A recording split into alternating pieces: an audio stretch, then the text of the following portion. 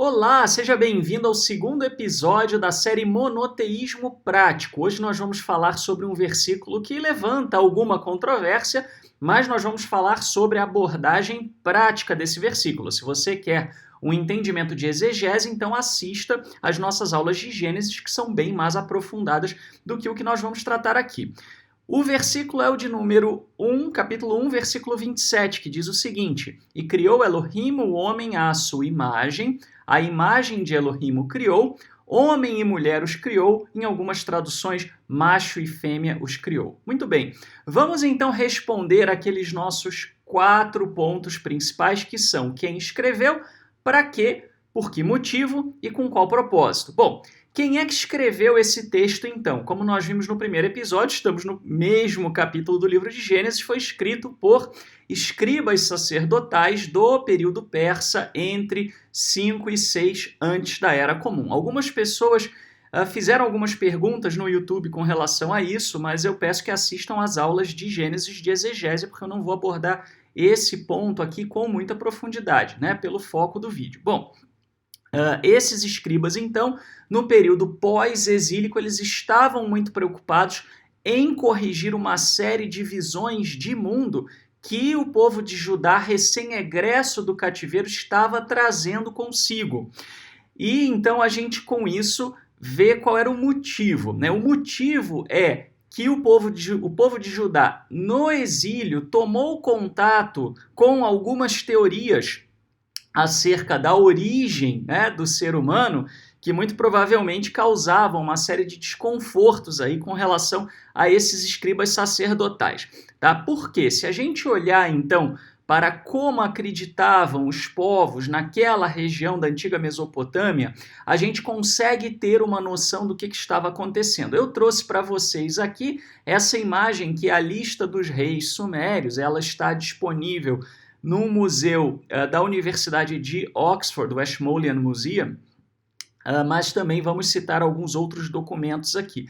Mas esse documento em particular, a lista dos reis sumérios, ela traz uma série de genealogias de reis que vão descendendo desde lá dos deuses, né, e vão descendo. O deus tal gerou o rei tal, que reinou por não sei quantos mil anos, que gerou o rei tal, que reinou por não sei quantos mil anos, até chegar nos reis do período histórico. Ou seja, o objetivo dessa lista era colocar o quê? Colocar os reis como descendentes dos deuses.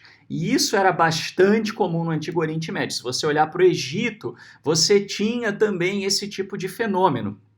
Então, os reis, eles se estabeleciam por quê? Porque se você fizer uma revolta contra um rei, é uma coisa, você se revoltar contra uma divindade, uma semidivindade ou filho de uma divindade, né, aí o buraco é mais embaixo. E também é muito comum a gente ver, por exemplo, nos escritos, né, nas tábuas sumérias do Enuma Elish, a gente tem a história de como os seres humanos teriam sido criados já pelos subdeuses, né, que eram os Anunnaki. Tem um pessoal que viaja na maionese com relação aos Anunnaki, mas os Anunnaki eram como se fossem deuses de categoria inferior, né, na mitologia suméria. E aí, então, eles teriam criado os seres humanos porque eles estavam cansados de ser serviçais e eles queriam, então, alguém para ser serviçal no lugar deles. Né? Então você coloca o que? Os outros seres humanos que não descendiam dos grandes reis, dos grandes guerreiros mitológicos, divinos, etc., eles eram serviçais, tinham sido criados para esse propósito mesmo, que era de servir, e então eles eram inferiores e ponto, acabou. Então você criava uma divisão aí, uma diferença de classe, né, com base nessas teorias. Além disso, se você pega, por exemplo, textos como o Épico de Gilgamesh, você percebe que as mulheres muitas vezes eram retratadas nessas mitologias como seres ou inferiores ou traiçoeiros, criados para ludibriar o homem, criados para poder perverter o caminho do homem. Então havia uma visão muito negativa das mulheres nesses textos, né? O que muitas vezes certamente respaldou posições de grande machismo naquela sociedade. Bom, observando então esses desvios, né, nas crenças folclóricas e mitológicas da região, a gente consegue entender qual era o objetivo desses escribas, que era restabelecer a igualdade social. Isso era muito importante para o povo recém-egresso do cativeiro, porque quem regressou do cativeiro não foi a elite de Judá, foi justamente o povão. A elite, muito pelo contrário, né? Até críticas a ela, porque eles estavam ficando, né, no exílio, estavam bem estabelecidos, etc. Então, havia uma sensação, né, um sentimento aí de inferioridade que precisava ser combatido, né? Além disso, também desfazer um pouco essa ideia, esse equívoco, né, de que de alguma maneira a nobreza tivesse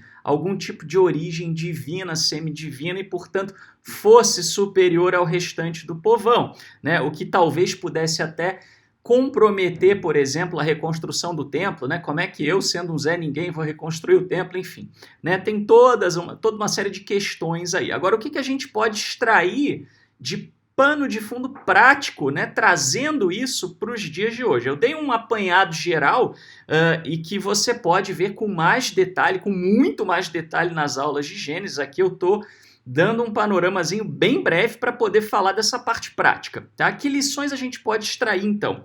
Primeiro, rejeite teorias de superioridade racial ou espiritual. Os escribas, então sacerdotais, eles tiveram muita preocupação de dizer, não são os reis que são divinos. Todo mundo é imagem e semelhança do Criador. Não tem uma pessoa melhor do que a outra. E essa é uma lição que a gente pode trazer. Rejeitar teorias de superioridade racial ou espiritual. Infelizmente, século XXI, a gente ainda se depara com isso. Racismo é uma coisa nojenta, é uma coisa terrível. Quando, então, você tenta justificar isso com algum tipo de argumento espiritual, a alma é diferente, o fulano é diferente, etc., desculpa, mas isso é algo extremamente tóxico, nocivo, danoso e nojento. Não importa qual é o seu background religioso, panorama, etc. Isso é nojento, isso precisa ser deixado de lado. Todos somos imagem e semelhança do Criador em todos os aspectos, não tem ninguém que é diferente, ok? Não é porque pertence a um povo A, porque tem a cor de pele B, ou porque tem uma origem C, ou porque é D.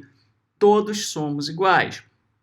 O que nos traz para o segundo ponto, buscar o equilíbrio de direitos e importância, né, entre homens e mulheres, né? Também mulheres são trazidas aqui como imagem e semelhança do Criador, tanto quanto os homens. Elas não são inferiores, elas não são traiçoeiras. Até isso a gente vê no século XXI, pessoas que tentam colocar as mulheres como se as mulheres fossem um grande problema, ou mesmo como se a igualdade e o equilíbrio de direitos fosse um problema, né? Então, nada justifica um desequilíbrio, né? Claro, você tem também um pouquinho do outro lado. Tem gente que quer colocar as mulheres acima dos homens, né? Embora aí eu diria que é a exceção da exceção. Nós vivemos numa sociedade ainda machista, ainda onde as mulheres, por exemplo, ganham menos do que o homem em média para fazer a mesma função. As mulheres ainda sofrem muita violência doméstica, muita agressão, ainda são vistas como um pedaço de carne. Quando as pessoas vão criticar, por exemplo, roupa, comportamento, etc, etc, repara que é sempre da mulher, né? Muito mais do que do homem. Então a gente tem que combater esse machismo estrutural. A gente tem que entender que existe um equilíbrio. Ambos são imagem e semelhança do Criador. O Criador não é só masculino, né? A gente pode também falar sobre isso. A tendência que a nossa sociedade tem de ver o Criador exclusivamente como alguém masculino. Tem gente que acha estranho até que você possa se referir a um aspecto feminino do Criador, mas isso está muito claro aqui no livro de Gênesis, né?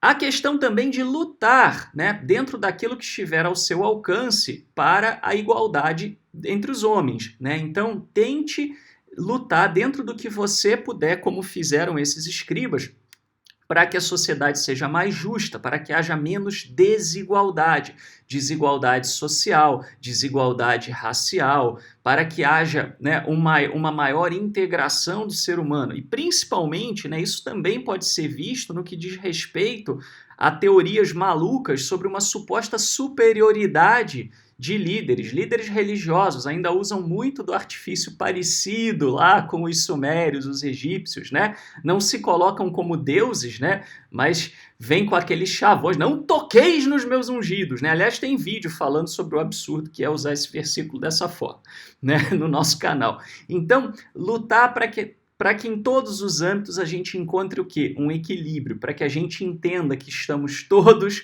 no mesmo barco, não somos... ninguém é melhor ou pior do que o outro, ninguém deve ter mais ou menos direitos básicos do que o outro. A gente deve buscar uma sociedade mais justa e com maior equilíbrio e maior igualdade. Então, muito antes, né, da Revolução Francesa trazer esse mote, né, da igualdade, que é um mote que se tornou importante nas sociedades democráticas, a Bíblia hebraica já trazia esse valor como algo muito importante que a gente pode ainda hoje extrair muitas lições práticas a respeito.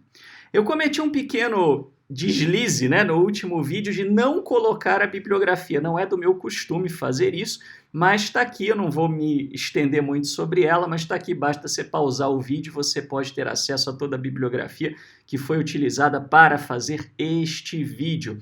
E por fim, aqui também alguns dos nossos canais. Se você deseja receber o nosso material, lembrando, né, que o YouTube você tem que ativar o sininho, ou então acesse o link monoteísta.org/zap, você vai receber o nosso material sempre que sair.